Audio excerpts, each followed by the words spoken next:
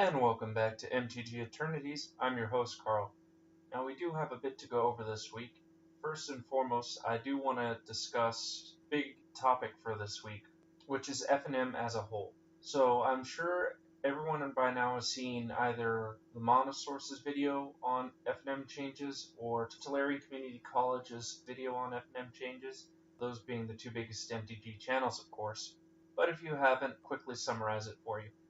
Magic the Gathering is deciding to change FNM in a major way.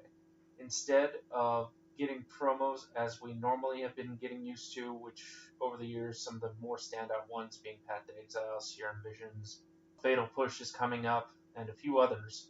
Instead of those actually sticking with the theme, or instead of making FNM promos better, what Wizards of the Coast has decided to do is end FNM promos as we know them and instead change it to double-sided tokens.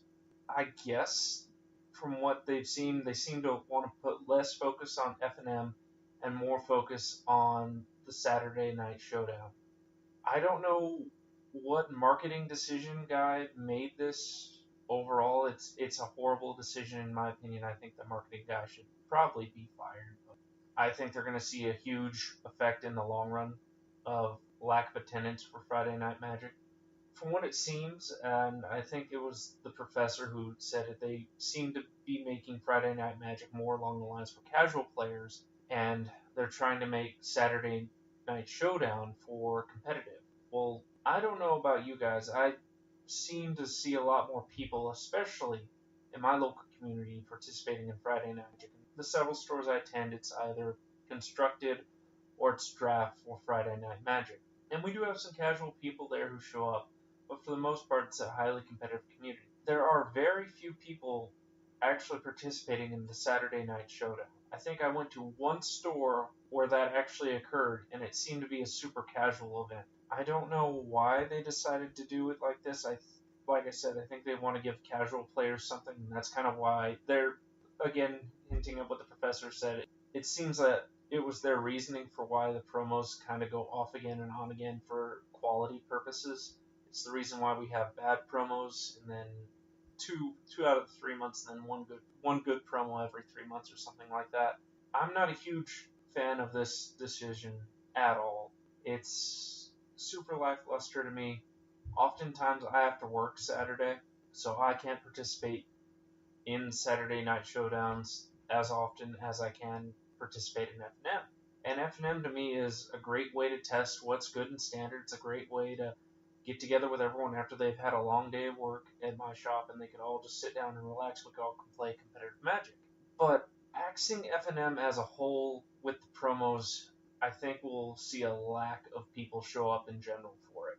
My community, as I mentioned before, is not a casual community. We do have EDH players, we do have draft players, we do have standard players, modern players, legacy players, but we don't have a lot of new people coming into our community. It's a very well-established community of highly competitive people.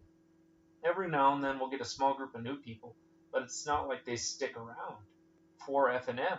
In fact, it's often they'll wait 2-3 months down the line before they'll come back again, before they feel like they're established enough to participate in an event. And that's not from us saying, oh, you can't play this, this is bad. This is them literally buying the deck that day, getting used to something, having 3 months of practice with it, or whatever they feel like at that time, and then coming back and participating in FNM or participating in whatever event it is that they want to participate in. Ultimately, I think what's going to happen is FNM is going to see a lack of attendance. Wizard of the Coast is going to see what's occurring, and maybe they'll reinstate FNM at the start of next year as we know it with promos again. I don't think this token idea is going to go over very well. They already took away core sets once, and now they're putting in core sets a couple years later. I think that's probably what's going to happen with FNM.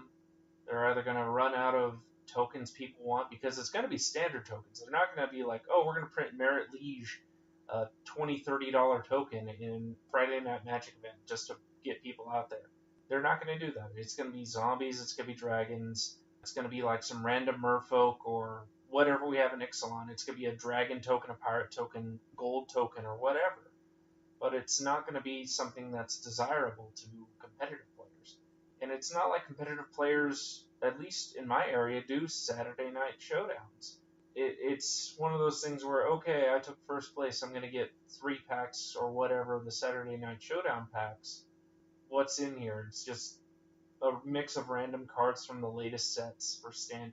And I think they're doing promos for promo lands, which cool promo lands. But there's only so much they can do with the Saturday Night Showdown packs. It's free 3 cards, cool, but it's a 3 free random cards that I might not even need nor care for. So it's either going to be trade fodder or it's going to be something I give to somebody else because I don't need any of this stuff. The few times I've done Saturday Night Showdowns, I have yet to see any cards worth value. I have yet to see any cards even worth putting in a trade binder. And it's just one of those odd hodgepodge things that I think Wizards is trying to do, trying to make a separation of casual and competitive, which I understand they want to get more entry people in the way, but I think they're doing a very large disrespect to the community as a whole by getting rid of desirable promos. It's difficult to go on with this idea because I fully agree with Wedge. I do fully agree with the professor on this idea.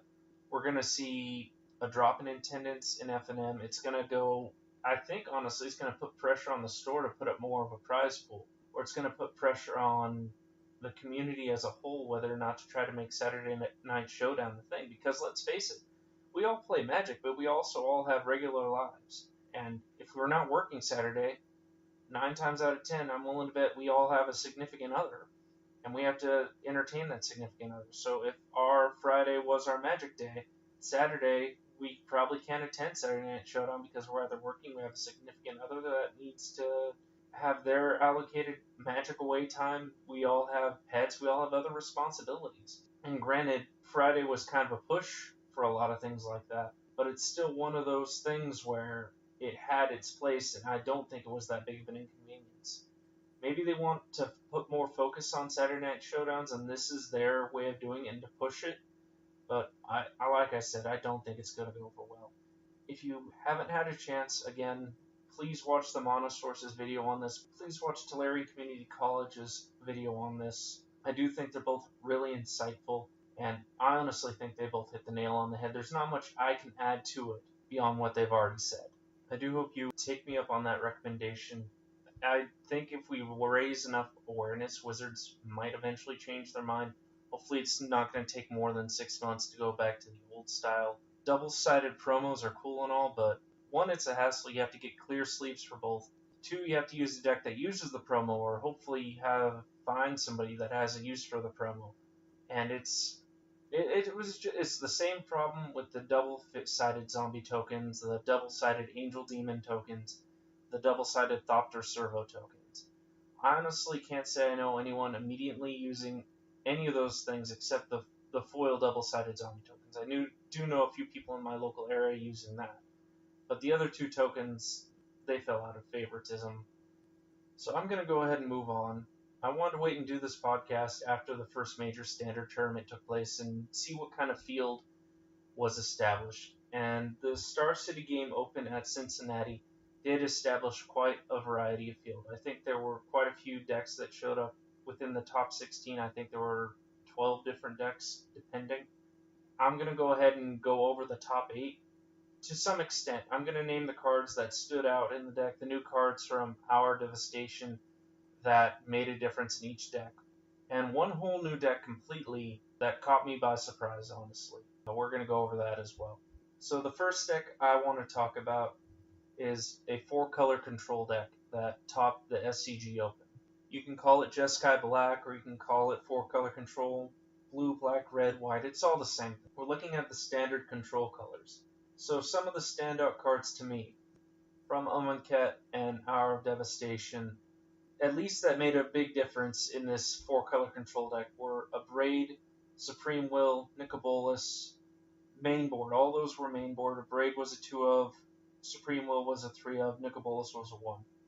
And these 2 uncommons I'm finding out share a lot of the top 8, and they're very hard to come by. So I do recommend if you pull them in packs, put them in your trade binder. I think they're pulling at about $1.50 a piece, maybe $1 depending, of course. Braid, if you're not familiar with it, instant deal 3 damage to target creature or player, or destroy target artifact. So against Mardu matchups, this is amazing. Against creature decks, this is great. And against anything that's playing a Gearhulk right now, this is great. So you can see why Braid's making such a headway in Standard. Supreme Will's almost the same way. Supreme Will's a 3-drop instant, counter target spell unless the controller pays 3. Or you can look at the top 4 cards of your deck, put 1 into hand, the rest to the bottom of your deck in random order. So if you're playing Gearhulk, you can choose a mode depending on late game if you need the card draw, or you can recounter something. And the same thing goes with the Braid as well. They both fit into the same deck. We all kind of expected Nicobolus to make a big splash, and for this particular instance, he did make a splash. Granted, it was a 1-of in this deck. Most decks, from what I've seen, are running him as a 1-of, maybe a 2-of, 1 main, 1 side. For right now, I think that's just what he's going to have to be until a Grixis deck makes more headway and becomes more dominant in the format. Looking at the sideboard, though, for this deck, we do have 1 Chandra's Defeat, 1 Forsake the Worldly, which honestly threw me off, and 1 Jace's Defeat. Going back to the Forsake the Worldly, 3-drop instant with destroyed target enchantment or artifact, and it also has cycle. So I understand why this card is good. I just didn't expect to see it. I guess I can't really fathom why this made it into their board, but if they needed enchantment destruction, then they found it in this card. Chandra's Defeat makes sense to me. It deals 5 damage to Chandra, it deals 5 damage to Nicobolus. It'll kill them pretty quick. And Jace's Defeat, it counters Nicobolus, it counters Jace, it counters Nissa, at least the blue-green one. So those as well make sense to me. I didn't expect to see major headway from the defeats, but it looks like the defeat cycle, at least in Standard, is going to stick around until we start to see the Gatewatch being pulled back a ways for a little bit. So I don't think we're going to get any of the main Gatewatch when it comes to Ixalan, so I think the defeat will probably lose popularity upon the release of Ixalan. But I could be wrong. Maybe we'll see Jace in Ixalan for whatever reason. We haven't seen Jace since Innistrad, so it's about time they put the poster boy back up. Hopefully I'm wrong. Hopefully it's like Vraska and just some other unnamed walkers that we haven't seen in a while. Heck, I'd even settle for Garruk if he somehow managed to planeswalk to Ixalan. I think that'd be pretty cool. But if you're a Lorthos, you'd probably find great issue with that statement. This 4-color control deck also didn't run a lot of means control-wise for creatures. So it ran a 3 of Wandering Fumaroyals, it ran a 1 of Linvala, and it ran a 1 of Torrential Gearhulk, which is honestly kind of surprising. Usually for a control deck, I expect to see a 4 of Gearhulk, maybe a 3 of Gearhulk. A 1 of Gearhulk definitely threw me off.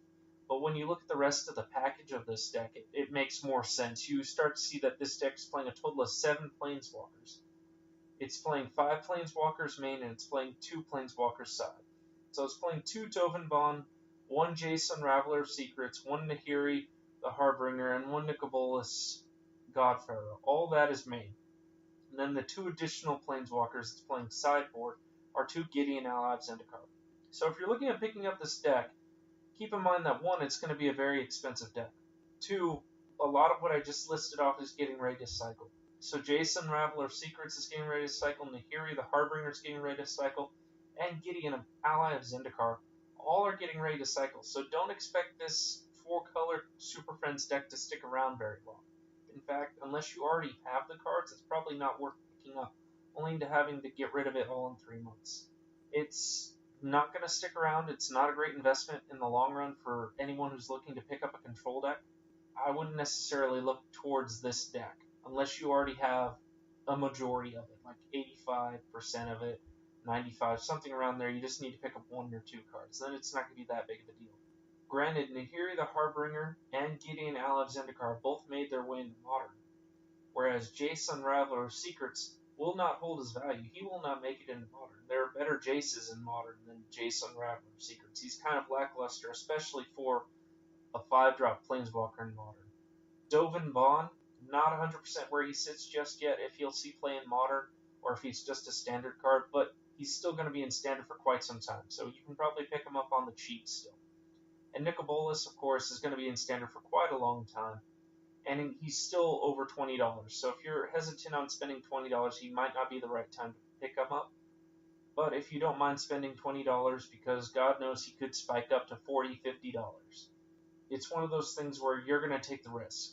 It's the first couple of weeks of Hour of Devastation. All cards are in flux right now. We don't have a stable market.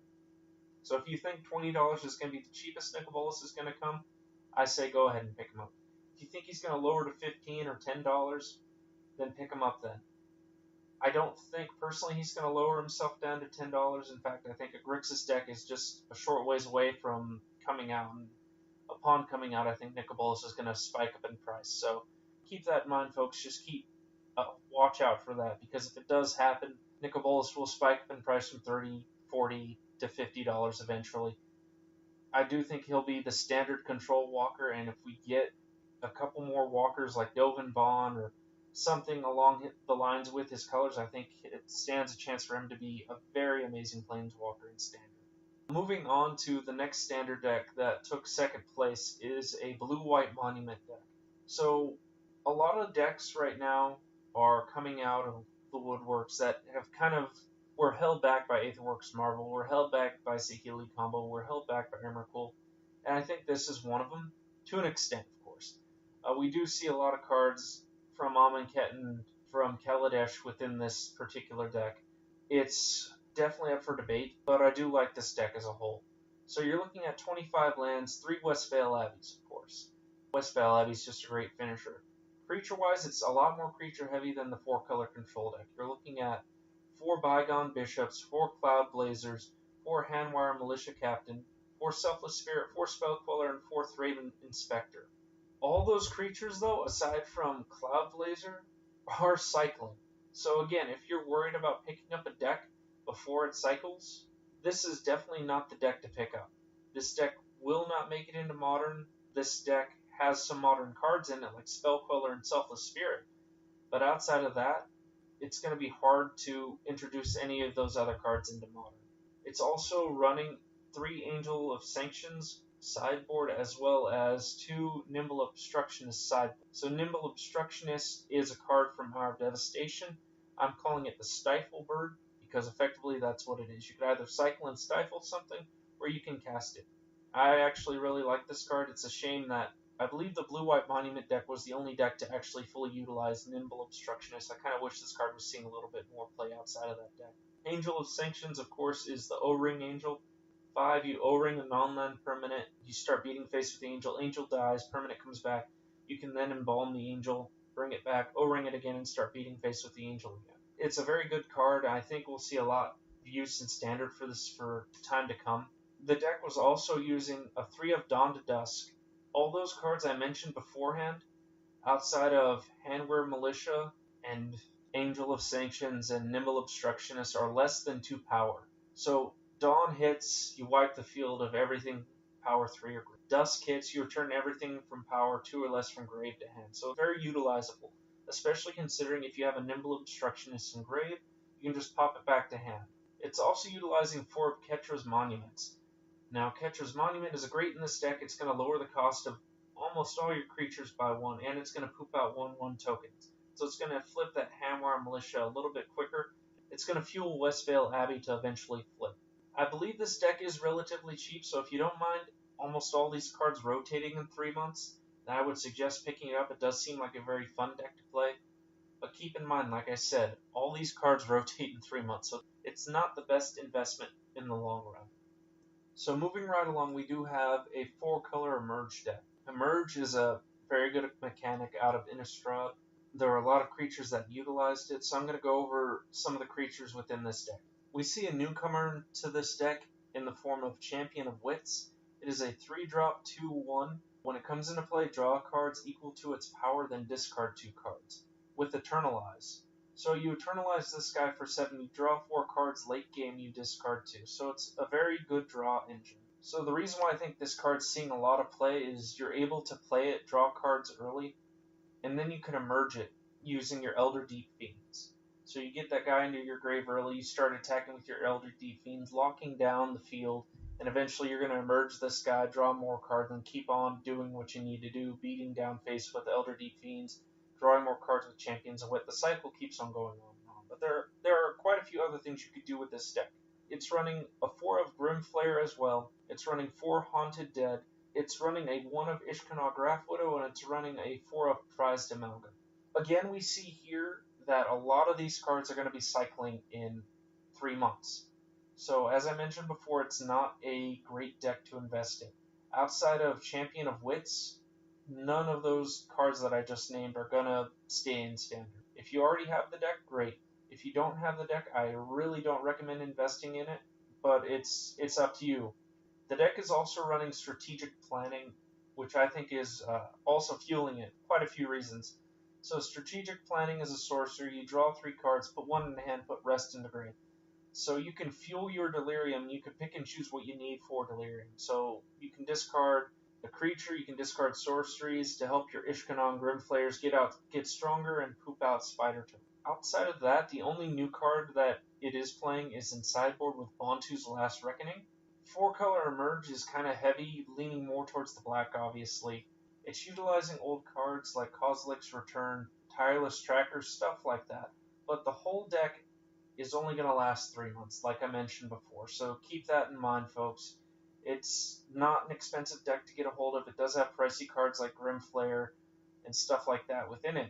But don't plan on using it for that long. Don't get used to using something like this. We are not going to see Delirium come back all of a sudden in Ixalan. It would be incredibly odd if they did Delirium that soon, and they're usually used to turning out keywords pretty quickly. So I don't expect we'll see Delirium back anytime soon. I don't expect we'll see Haunted Dead in Ixalan. I don't expect to see Prized Amalgam or any of that stuff in Ixalan. Keep that in mind with when you're making your deck for Standard.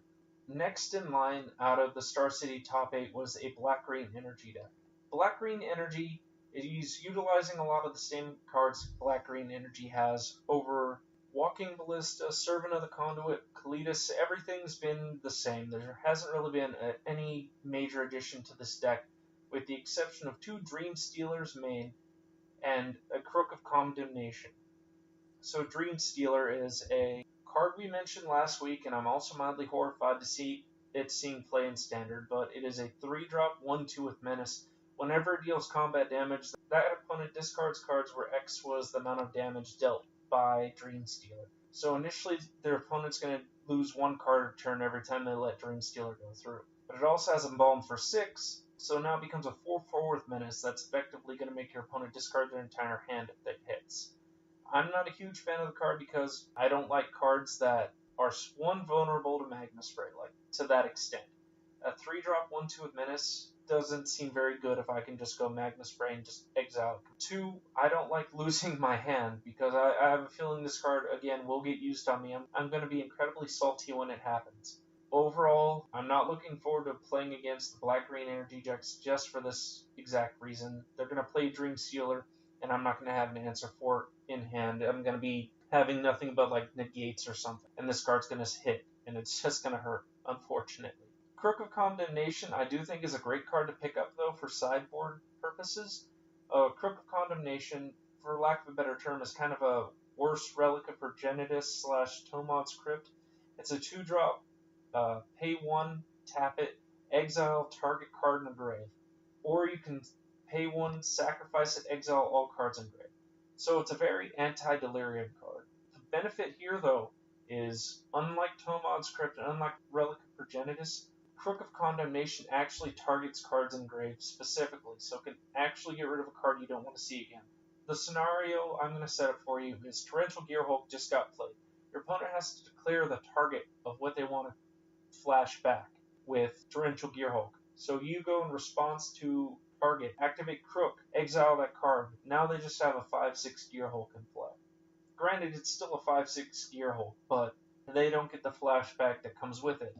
Or you can, pay 1, sacrifice the Crook, and just get rid of all the graveyards completely.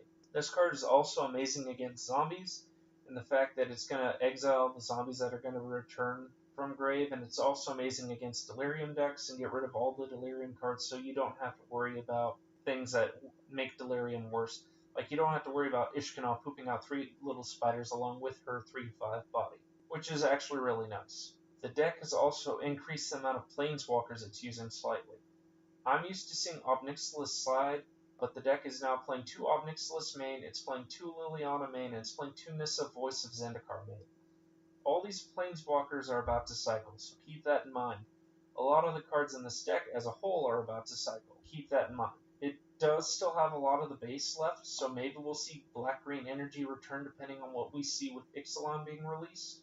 But considering it's losing all of its walkers, it's probably going to lose a bit of its land base, and it's probably going to lose a few of the creatures like Kalitas and stuff. It's just something that, to me, it's worth investing. If anything, this is the most investable deck I've seen so far, standard-wise, is black-green energy. You're not going to lose a lot from it. Just keep in mind you will lose a little bit upon rotation. The next deck I wanted to talk about is honestly the strangest name deck I've seen in a while. It's called Kiwi Red. As a whole, I think it has a lot of potential. So you have in the deck 15 mountains, and I never thought I'd be saying this, but you also have a Dune of the Dead, 4 Ramunap Ruins, and 4 Sun-Scorched Deserts. So in total, the deck has 9 deserts. Playing in Standard, I think that's rather funny. So if you don't know what any of these cards do, Dune of the Dead, when it goes into the grave, it's going to generate a 2/2 zombie. And obviously it has to be on the field when this happens. Ramunap Ruins, you pay 2 colorless, 2 red, you sack a desert, and then deal 2 damage to each opponent. And then it plays 4 Sun-Scorched Earths, which has an ETB that deals 1 damage to a player. It's very red, to say the least, especially when you look at these deserts, but that's the biggest payoff, I think, for the deserts. I don't think the deck is utilizing any cards that run off of deserts, like Ramunap Hydra or anything like that. It's just a mono-red / colorless build. So moving into the creatures, you have 4 On-Crop Crashers, which is a 3-drop 3/2 with haste. You can exert it, and whatever effectively say you can target a creature and that creature can't block. It's running 4 Earthshatter Kenra, which when they come to play, another creature can't block, and it has haste, and it's a 2/1. It also has Embalm, so it's going to come to play later and redo it again. It's running 2 Eldrazi Obligator, which initially I thought was only a sideboard card, but this card's playing in main. It takes control of target creature for a colorless and a waste. It's playing 4 Falconwrath Gorgers. It's just a value 1-drop, I think, in the deck. It's running 2 Glorybringer. It's also running a Hazoret. It's running Karizev's Skyship Reader. I don't know why it's running this 2-drop, but it is. I guess they're just looking for value 2-drops, and Karizev came up. It's running a 2 of Reality Smasher, 4 of Soul Scour Mage, and a 3 of Thought-Knot Seer. All this stuff mixed in together makes for a unique red deck. Again, I still am not quite sure why this person decided to name it Kiwi Red. Maybe kiwis are their favorite bird or favorite just thing to eat. I don't know. But it is a rather fun deck to look at. It's also running 3 Incendiary Flows, 3 Magma Sprays, and 2 Chandra Torch of Defiance. Now, initially just looking at this deck, if I were to make any personal adjustments, I would probably say instead of Incendiary Flow, I'd probably go with Parade. The Parade just offers more utility. You could use it at instant speed. Granted, it doesn't exile something, but I really don't care about that. The fact of the matter is it also gives me the ability to destroy an artifact if I need to. So I don't know if Torrential Gearhulks were a problem for this deck. I don't know if any of the Mardu lists were a problem for this deck. But that's just where I would go. Instead of Incendiary Flow, I would go Parade. Again, just me. But they did decide to do a unique sideboard. So they were running 2 Abrade, 1 more Chandra Torch of Defiance, 1 more Glorybringer, 2 Hanmar Garrison, and I'm going to get back to that one. It's running 1 more Magma Spray, 1 more Reality Smasher, 2 Sweltering Sun. Again, I thought a bit of an odd choice, and 1 more Thought-Knot Seer. I really enjoy Hanmar Garrison as a creature. If anything, I would be running that towards the main rather than the sideboard. I don't know necessarily what you'd run over it. Maybe instead of Karizev Skyship Raider, you'd run the Hanwar Garrison. It just seems to make more sense. But if you notice something, the other part of the Hanwar Garrison is missing. The Hanwar Township as a card is not anywhere in his 75. And I know it's a long shot to fuse, but if you're running one part of a fuse card, you might as well run the other part, even if it's just as a one-of. So here's my thought, is maybe instead of the Dune of the Dead, you run a Hanwar Township. Or instead of running 15 mountains, you put a 1 of Hanwar Township main. That might be cutting into your red a little bit more than you want to, but since you have the Ramunap Ruins, which produce red for a pain, then it shouldn't be that hard, because effectively at that point you're running 29 mountains. So that leaves Dune of the Dead and Scorched Desert left. and you want those cards for your wastes. So that again leaves you with the 15 mountains. So I think you can effectively cut one of the mountains and not be too far hurt. It gives you a bit more late game outside of just your Reality Smashers and your Glory Bringers and your Chandras. The Handwire Flip also does have haste itself, and it produces more tokens that are 3/2, so it is a bit more. You're not going to see the payoff often, but when you do see the payoff, I think it's going to be worth it. I figure this person was running Sweltering Suns because they didn't want to see a zombie matchup overrun them. I can't figure another reason to run Sweltering Suns outside of that. I don't know necessarily if that was the best of choices, per se, since you're going to end up wiping out your board as well.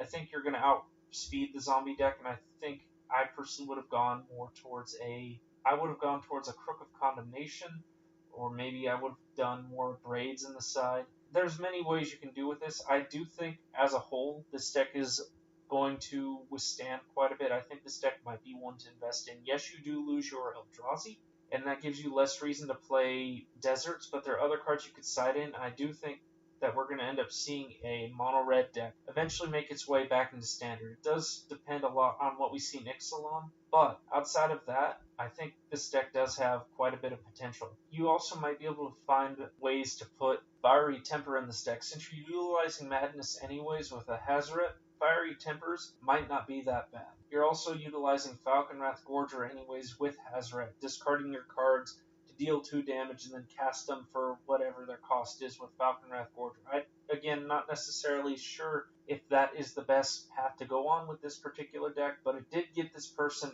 well within the top 8, and it is by far my favorite deck out of this whole tournament so far. I just enjoy Kiwi Red. As a whole, it seems like it's going to be pretty good. Also, since we're seeing Pirates in the next set, Karizev might be a card to stock up on considering she is a pirate. She's cheap right now. I think she's like less than $1 regular. So if you're willing to make an investment, you might be able to come out ahead on Karizev. Granted, I don't see her hitting that threshold quite yet, but that's what Ixalan is for. We need more Ixalan spoilers. And once that happens, we can judge fairly whether or not Karizev has the guts to make it into another standard session outside of Kiwi Red, or if it just doesn't have what it takes. Lastly, I want to kind of quickly go over the last 3 decks in top 8. There weren't any major changes to these decks, or we've kind of gone over them already, but I'm going to quickly touch on them. Mono Black Zombies, at least the lists that made it into top 8, did not see any major changes. In fact, I'm honestly surprised that a Mono Black Zombies made it as far as it did, considering Hour of Devastation is the new end-all be-all when it comes to board wipes. Fumigate is seeing more play and stuff like that. You have cards like Sweltering Suns that's also still in Standard that kind of hurts Mono Black Zombies. So the fact that this list made it with no changes by adding cards from Hour of Devastation is amazing, and I'm kind of awed. Just goes to show you that with practice, within a certain deck, you get to know your matchups and you can make it far. You don't necessarily need to add cards from new sets. So unfortunately, Mono Black Zombies is not going to be around much longer. It's going to be around 3 more months before we lose a good majority of our zombies. And then we are reduced to using the ones from Amonkhet and Hour of Devastation. And we do see a significant power drop, but even though we see a power drop in the zombies, doesn't mean that Mono Black Zombies or Orzhov Zombies can't still exist. In fact, you might be able to even do a Dimir Zombies with the Scarab God and try to utilize that to the best of your ability. I'm honestly surprised that this player didn't actually splash blue and try to fit in the Scarab God just as a 1-of or 2-of late game sort of thing in the sideboard. The Scarab God overall just seems really good, and if you're able to go, I'm going to play the Scarab God next turn, you're going to lose 6 life swing, all my zombies have menace from my lord. I don't see how that doesn't end games. In fact, I honestly think most Mono Black Zombies need to be splashing blue for the Scarab God, or they need to be Orzhov to utilize some of the white zombies. Heck, I'd even settle for an Esper zombie deck right now. I just think that zombies are in such a place that they're able to do that, and they should be doing that. That moves us on to our next deck, and second to last one, which is Timber Energy. Now, again, as before, there wasn't much of a change to this deck in particular. We do see Champion of Wits making an appearance again. We do see a Braid making an appearance.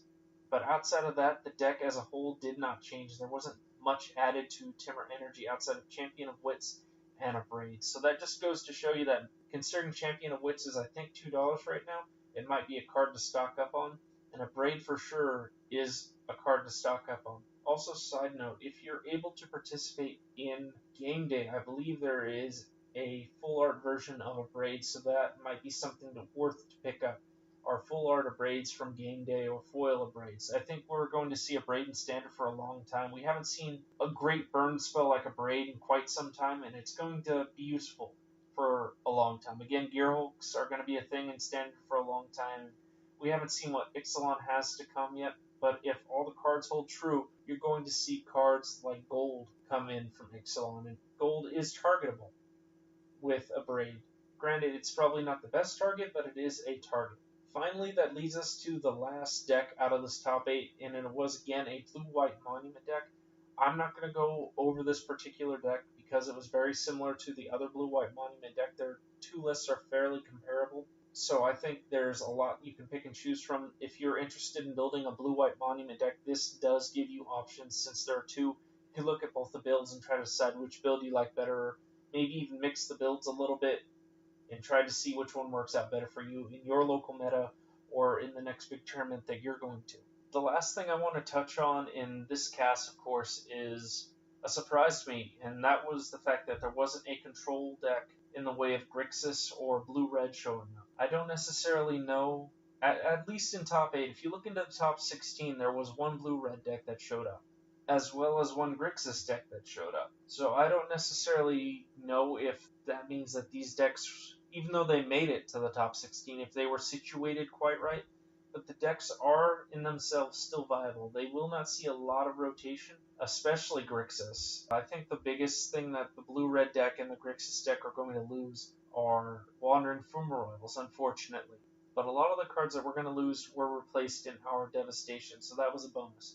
So with any luck, Ixalan's going to give us a little bit more to work with, and hopefully that's going to keep these decks within crossing point, a solid tier 2, solid 1.5.